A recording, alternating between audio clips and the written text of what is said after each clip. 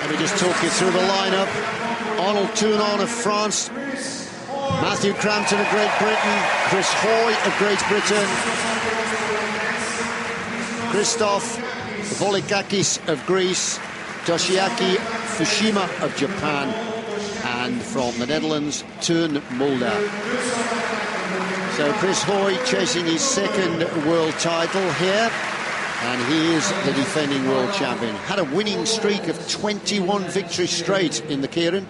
He only lost one in the international Keirin that was bolted onto the end of the World Cup in Ballerup in Copenhagen in February of this year. We can forgive him for that because he'd ridden 3 days non-stop in all the different sprint disciplines, and he's once again in the form of his life. Chris Hoy, first world sprint champion since the mid-50s. Now then, can he successfully retain his crown here?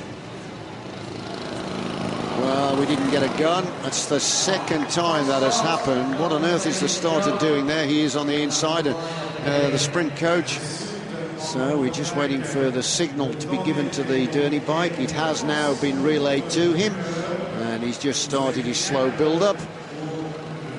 He'll pick up the 6 that have made it through, the 6 gladiators then. These muscly hunks are really going to turn on the style over the next 8 laps. You need nerves of steel to ride this, believe me, it is extremely dangerous. Have they denied Chris Hoy the position behind the bike? They have. It's Teun Mulder, the world champion from Los Angeles in 2005, that has got the position where Chris normally likes to be. Arnold Tournon is right in the wheel of Chris Hoy, the 2 greatest kilometre riders of all time. Matt Crampton in the wheel of Tournon.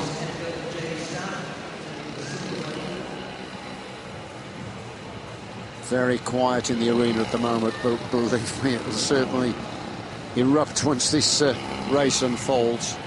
Fushima is in the last but one spot, and right at the back from Greece is Volikakis, who has ridden very well throughout this competition.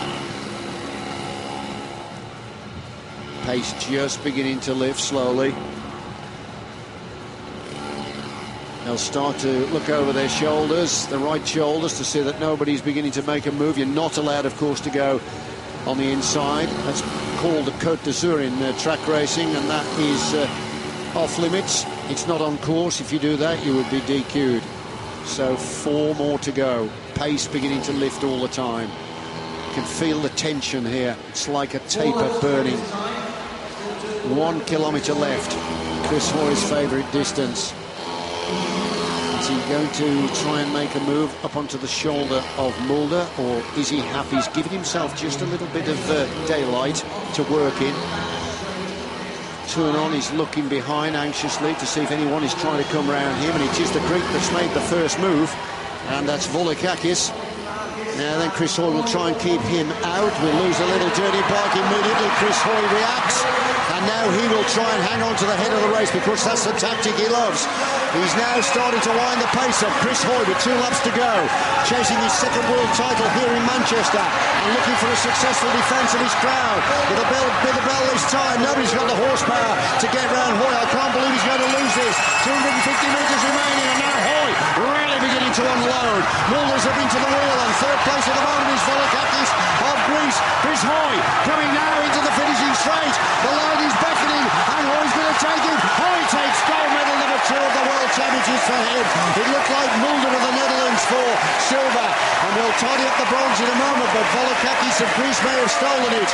So a successful defence of the world title for Chris Hoy. How on earth did he get any sleep last night after the excitement of winning the World Sprint Crown?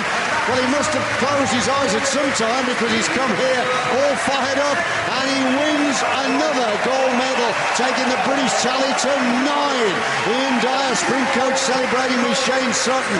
It just goes on forever and ever. My computer confirms that Mulder of the Netherlands did get the silver, and Volikakis of Greece got the bronze. It'd be nice to just see a little rerun of that. His mum and dad are there, look, David and Carol, his mum, celebrating. girlfriend's there, and I think that's his girlfriend's mother on the right as well, actually. So the whole family are here, and the big man, once again, the big Scot with the broad shoulders, delivers and delivers right on cue.